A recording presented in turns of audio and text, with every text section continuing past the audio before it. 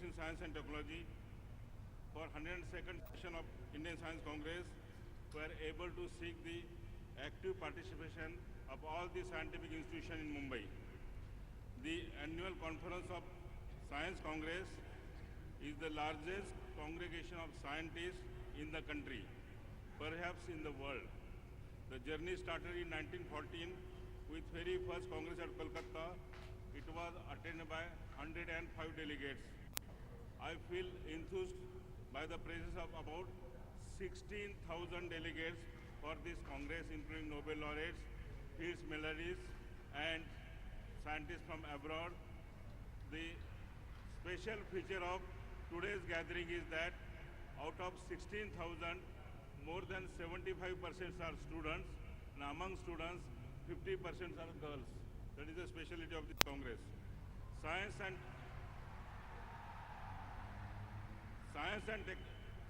technology for human development is the focal theme of the Science Congress. The origin of science lies in the evolution of the human brain and the intrinsic sense of curiosity in human being to explore, to know, and to understand the nature and the world around. Science and technology has been central to poverty alleviation and economic development. However, a large portion of the benefits of science and technology have not reached to the majority of poor, both in developing and developed countries. Scientific research converts money into knowledge, and innovations convert knowledge into wealth through development of technologies. We must understand this cycle. Human Development Index is the summarized measure of average achievement in key dimensions of human development, that is long and healthy life, being knowledgeable, and having a decent standard of living. To have a better Human Development Index, we have to revolutionize health, education, and economic sectors, creating more jobs and opportunities. We have to build up on existing infrastructure and use modern technology to achieve our goals. Swachh Bharat Abhiyan is a very comprehensive movement. It has both health as well as environmental dimension. Apart from the change in common man's mindset about concern for cleanliness in public places, we have to develop affordable and easily accessible technology to succeed in Swachh Bharat Abhiyan. It is a challenge for the scientific community to develop appropriate technology. We need to provide easy access to quality education to all the sections of the society at all the levels, primary, secondary, and tertiary. Formal vocational training is provided to only 10% of the students in India, whereas it is 96% in South Korea. The new ministry for skill development is a right step in this direction. By 2020, India is determined to have gross enrollment ratio of 30%. That is the ratio by which it is supposed to be labeled as a developed country. There are 15 crore students, 15 crore youngsters in the age group of 18 to 23. That means if we achieve the GER of 30%, 5 crore students must be in higher education. That means we have to double the enrollment in higher education. For that, the desire to make human life better. We have here with us Nobel laureates whose work in science has given new hope against dreaded disease. We also have one whose own understanding of social science gave the poorest a life of hope, opportunity, and dignity.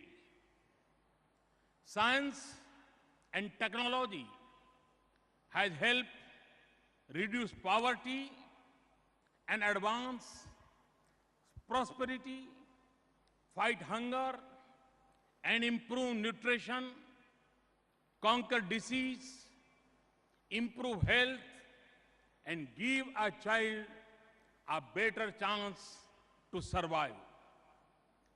Connect us to our loved ones and the world, spread education and awareness, and given us clean energy that can make our habitat more sustainable. A nation's progress and its human development are linked to science and technology. In more recent times, China's emergence as the second biggest global economy is in parallel to its rise to the second place in science and technology activities.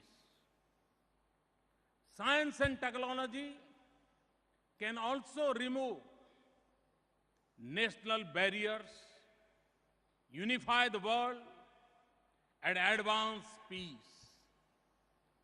It can bring nations, rich and poor, in a shared effort to address global challenges. But we also know that it can increase inequality, make wars more lethal, and damage our environment. Sometimes we learn about their consequences later, as we did on climate change. Sometimes these are the result of our own choices. For example, information technology was meant to increase efficiency and productivity. Sometimes, however, its various distractions can easily overpower us. How often do we sit in meetings and cannot resist the temptation to catch up on our messages? So when we speak of science and human development, we cannot divorce it from the questions of political decisions, social choices, and of equity, ethics, and access.